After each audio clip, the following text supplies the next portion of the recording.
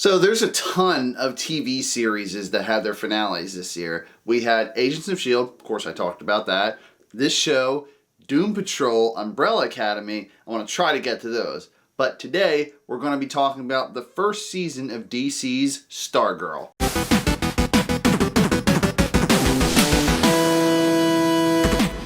First of all, I know what you guys are already thinking. No, it's not that Stargirl. So, Stargirl is about a girl named Courtney Whitmore. She moves to the small town of Blue Valley, Nebraska, and her mom married this guy, Pat Dugan. He's a really cool dude. He's got an interesting past, to say the least. Pat had a son a few years back, and all in all, they end up being one big happy family. But before we talk about the rest of the setup of the show, let's rewind it a little bit.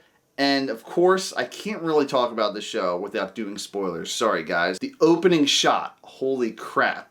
You see this car, it's gunning for this mansion, and you see Pat Dugan is inside the car. And all these flashes of light, a giant green flash of light, Green Lantern, you know that's what it was. You see tons of heroes getting wasted. Wildcat, Hourman, Starman himself. They even show a shot of a frozen solid Jay Garrick Flash helmet on the ground. Oh, this battle was so cool. And right away, you're just like, damn, alright, the show got some budget. So Starman, along with a lot of other Justice Society members, died during that fight. And the Injustice Society prevailed. So back to Blue Valley, Nebraska. I think it's cool that the soundtrack is so great, but the orchestral score too, Courtney Whitmore, Stargirl's theme, is really empowering. I mean, when we see Courtney all grown up, the first song playing is Mbop by Hanson. It's like an orchestral version of it. Really? Anyways, to speed this along, Courtney goes into the basement and finds a bunch of Pat's old stuff, files about every Justice Society member and Injustice Society as well, the bad guys,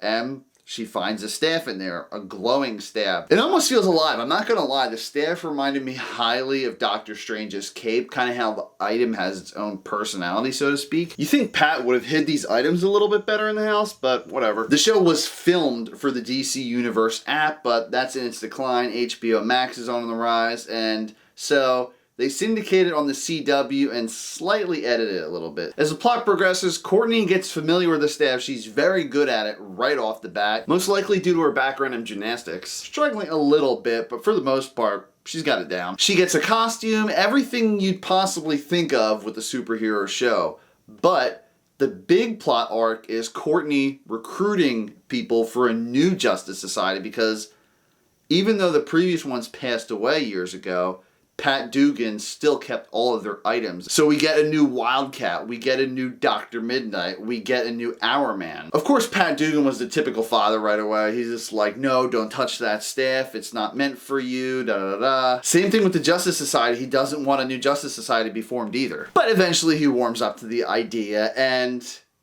I gotta be honest, you guys, this is the best DC show I've seen since Smallville. It's the first one in years, actually, to feature a teenage high school aspect. What really makes this show special is it's 13 episodes.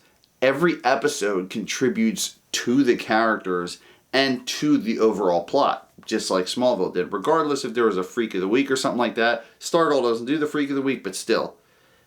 It's focused, it knows what it wants to be. Everything in the show is important, and you don't feel like a minute's wasted. There's not a lot of sappy romance, there's not too much drama in this show, there's just enough to progress the characters forward. And I know some of you might be wondering, does this take place in the DC EU, the CW Arrowverse? Well, of course, it takes place on Earth 2, and everything in the Arrowverse takes place on Earth 1. So for now, they're on separate universes. But regardless, the show was referencing Crisis on Infinite Earths. There's not really any agenda-pushy stuff. They get political a teeny tiny bit, but nothing on the level of the CW Arrowverse. So if you guys are looking for a show with just a focus on superheroes, family, heart, this is the show for you. So the cast. Brett Basinger plays Stargirl, and it's not Kim Basinger's daughter. Guys, I know that's what you're thinking already. Joel McHale plays Starman, and I don't know, I've just never been too big of a fan of him. He's always played kind of a dick in a lot of the shows he's in. This, not so much. He's a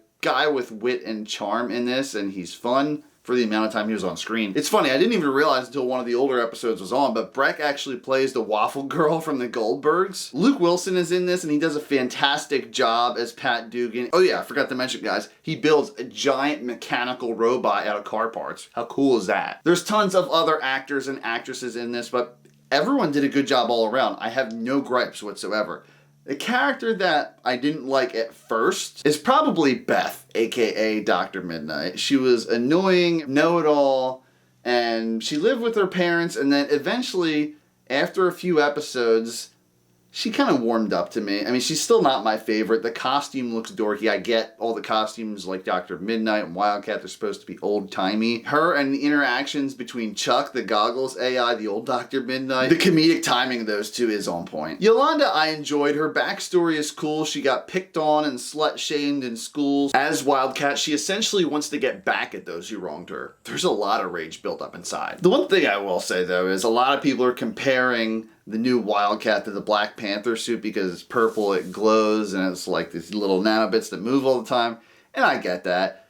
The one thing I would change, though, is the mask. The mask just, I don't know what it is. It looks stupid. I get it's supposed to be Wildcat, but since they're older Justice Society costumes, come on, update it. That one and Dr. Midnight. Because her face, it's just too round, it stands out, and it looks like some Party City mask. Hourman? It's a good costume. I wouldn't mind a slight update, but it has that classic retro cool vibe going for it. The other costumes, not so much. Mike Dugan, Pat's son, oh my gosh, he steals the show because, dude, his comedic timing, just like Yolanda and Chuck, is fantastic. I mean, he's the highlight of the family, and you sort of feel for him because the mom's busy with work all the time. Pat is busy with Courtney doing all the superhero stuff. So he feels just like he's left in the dark. And at one point, he's basically saying to Courtney, stop stealing my dad. He's mine. Like, this poor kid for most of the series just feels neglected. And I mean, a lot of people can relate to being the black sheep of the family. What are the good guys without the bad guys? So we have Icicle, Brainwave, the Dragon King, the Gambler, who is essentially evil Colonel Sanders, the Wizard, Tigress, and my favorite, Sportsmaster. I mean, how many shows out there do you see where it has a team of badass villains? Let alone someone named Sportsmaster who uses sports equipment as his power. He's just smacking the shit out of the Justice Society kids with baseball bats and stuff. He throws 3 baseballs up in the air and hits them at 3 separate times real quick, and you just see all of them gunning for Hourman like that. It's cool to see. This dude is a trained hand-to-hand combatant and just a badass. He works at a gym and he's a cocky asshole about it. He meets Pat and he's just like, dude, I need to whip you into shape and call me Crusher, man. If Pat doesn't call him Crusher, he gets pissed. And he'll be like walking around Blue Valley and seeing Pat eating a donut. He's like, what the hell, man? That's not a part of your diet routine. So he's a lovable bad guy in and out of the suit. And you guys know me, I love good villains. All these villains have great backstories. You see most of their origins, how they came to be, and try to see it from their point of view. Icicle, who's basically the leader of Injustice Society, meets up with the Wizard all these years later after that crazy Justice Society Manor attack. He talks to him about Stargirl and how there's this new Justice Society and the Wizard wants nothing to do with it. So what does he do? He freaking kills the Wizard's kid.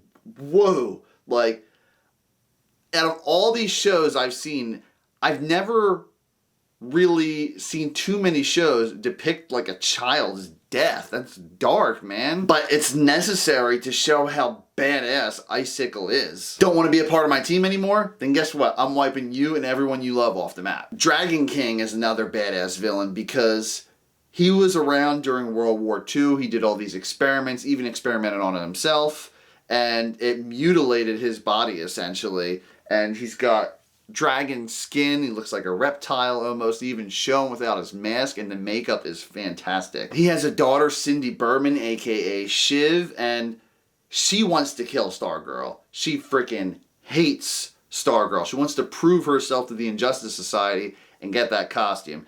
Eventually, She does, but we'll talk about that later. Fast forward a little bit, we're at the part where you get to see a lot of Brainwave's backstory, and his son is developing brainwave powers as well, just like Icicle's son is developing ice powers as well. The new Justice Society is struggling to work as a team. Courtney thinks she's better than the rest of everyone else. She doesn't like taking her advice, and it ends up biting her in the ass. And one of the coolest parts of this show is Courtney gets into a really bad fight with Cindy. Her face is messed up, scratched up. So what does Pat do? He has to lie to his wife, and to tell a believable story, he crashes his most prized possession and said that Courtney was in the car and that's how she got injured. I mean, dude, he did everything to sell that lie and protect her secret from the mom. As the show progresses, we're introduced to other characters that will be bigger in season 2, like the Fiddler's son. We got a really big tease for him in episode 13, Justin Knight. I appreciate him because his name is Justin, just like me, of course. But he's like, not a descendant, but someone who was given Excalibur from King Arthur himself years and years ago. And I love him because his memory's shot. He's trying to remember who he used to be and what he stood for, and he's one of my favorite characters too. I know I have like 15 favorite characters, but just everyone's so damn likable in this show. 2/3 of the way through the season, we find out that the Injustice Society is planning to harness Brainwave's power to convert 6 or 7 surrounding states of Nebraska to have their way of thinking. And it gets dark too, because they eventually do use this technology. The people who try to fight back the mind control essentially die. I mean, we definitely see a few people drop because of this. The finale sees the Justice Society facing off against the Injustice Society. Who would have predicted that? The final fight though, I'm torn on it because it wasn't a terrible fight, but you know how in the Arrowverse, how there'll be episodes where it's just random characters like fist fighting or doing stuff in the background? That's what it felt like in this. No one really had a defining moment in this battle. I mean, the Grundy and Stripe fight was really well done, and also the Grundy and Hourman fight was really powerful, not just literally fist fighting powerful, but emotional. Justin Knight, I mean, I wish he had more time to shine. He's also called the Shining Knight. He was about to take out Dragon King, but then Shiv just stabs him instead. I'm like, oh, come on, like, I understand Cindy is going to be a bigger character in the next season, but I just didn't want Dragon King to go out like that. But hey, he's come back in the past, so I think he's going to come back in the future. Dude, and talk about going dark. Yolanda slits Brainwave's neck. I mean, I was never a fan of DC characters and just superheroes in general not killing, because, come on, some characters are super evil and they're going to kill you first. So you don't want to do it, and it's going to break you inside. But some things you just have to do. I will admit this too, with the finale when Brainwave's hooked up to the giant room with all the panels communicating with all the minds, it definitely is Cerebro from X-Men. Who are we kidding? But for comic book movies and TV shows and even comic books, they steal each other's ideas all the time. You have Aquaman, and then you have the Submariner. I mean, the list can go on from there. A really heartwarming part in the finale, too, for me is Mike, the black sheep of the family. He goes to grab Stargirl's staff because he eventually finds out the family secret. And it doesn't do anything for him. But he's talking to her, and he's just like, you know what? Dad's a badass mechanic, and he makes cool things that help out the Justice Society. Maybe I can be that too. And he definitely helps at the end. He freaking kills Icicle. Dude is also brave as hell too. Shit, he took a drill to the back of Sportsmaster to save his dad. I think maybe after 2 or 3 seasons, Mike could take over for Pat's role of Stripe. But wrapping up the end of the finale, they had a lot of teases of what's to come in the future. I mean, you saw it took place months later. Stripe is rebuilt even though he got destroyed. Stargirl is still there. You don't find out if Beth gets Chuck the goggles fixed. They said they would, but you don't know. Cindy Berman finds a gem in, I believe, the wizard's basement and calls it Eclipso. A mysterious figure was shown in the Injustice Society's lair. And as an after-credits scene, we see Starman is still alive. All in all, season 1 of this show was fantastic. I've never fell in love so much with the new show in a while. Stargirl is really fun, has a great personality. The actress is cute. The music choices are fantastic. The show isn't afraid to get dark at times. and it has a ton of heart. It's a family show, just like Smallville had Jonathan and Martha Kent and Clark, and their small group of friends, of course. It just feels that much more impactful that it's such a small town and everyone knows each other. So if something little happens, everyone finds out and they're all involved. Besides the somewhat lackluster finale fight and some of the characters' costumes, I'm letting that slide for now because you can definitely change things, and even Justin Knight in the show, they said at the end that there'll be tons of dragons to slay in the future. So maybe he'll get a rematch with Dragon King, or they just meant that as kind of like a metaphor, like there's going to be other enemies to take down. Before I give you my official rating, I want to talk about what's to come for season 2. So obviously, we have the tease of Eclipso, we have Icicle Jr., we have the Fiddler Jr., whatever his name is, I can't remember, and the remaining Injustice Society members. Dragon King, I do not think is dead. I think he's going to make a return. And Sportsmaster and Tigress, even though they were in the final fight, I think they're coming back too. Grundy, I don't think Solomon Grundy is going to come back, honestly. Like, our man saw some sort of humanity inside Grundy somehow, and he realized that killing him wouldn't bring back his parents, so he had to be better. So he just let Grundy go. Icicle, I think Icicle's going to stay dead, and that's how the arc with Icicle Jr. is going to come into play. Luke Wilson, he already confirmed he's coming back for season 2, and they're doing a DC Fandom event later this week that I can't wait for. I want to hear all the details about the upcoming season. The guy who's in the Injustice Society layer who was teased is the Shade, and I honestly think he was Starman in that end credit scene. I don't think Sylvester Pemberton's back. I think it's a way to get inside of Pat Dugan's head, essentially, and just destroy the JSA from the inside out. So season 2, we'll see a newer type of Injustice Society and some interesting villains, interesting potential, let's just say. I just really hope they keep the episode count short next season, 13 to 16 episodes or 12 episodes, something like that.